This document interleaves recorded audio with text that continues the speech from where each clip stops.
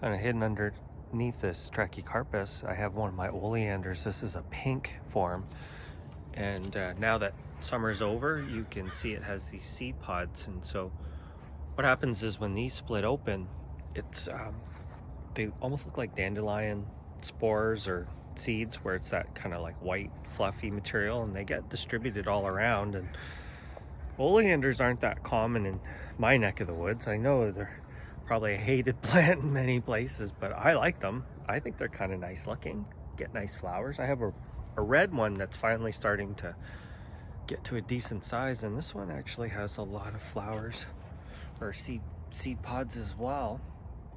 And what I've been finding is these things actually reproduce for me. I covered a bunch up, but here is one self-seeded oleander. And if I move that, there's another one right there. There's actually a whole bunch in this area. And so I think that's kind of cool for my neck of the woods.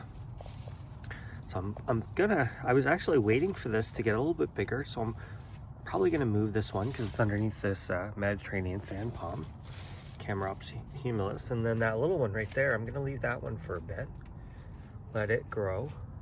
And since I'm gonna be redoing my front yard, these will go nicely. You know, it's good to repeat your plants.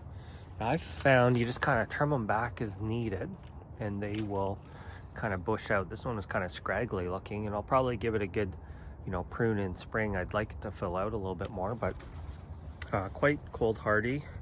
Zone 8, I even think up into high into zone 7. And in the summertime we're quite warm, but in the wintertime we're quite cool and damp, and it doesn't seem to bother these. I've never seen damage on them. And they did have ice on them last year and they were totally fine. So if you collect those, you will get all the seeds you need. So I'll be looking this spring kind of in and around here to see if I have any new ones popping up.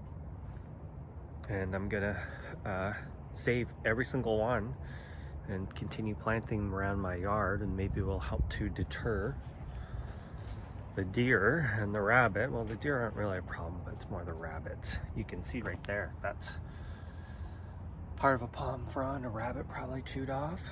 But oleander growing in Oregon, they do grow here, and especially with the trend we've been having with extra hot summers, they really seem to love it. And what I've found is these do so well for us here in the summertime because we don't get rain, and they can tolerate the drought, and that makes it easy for us.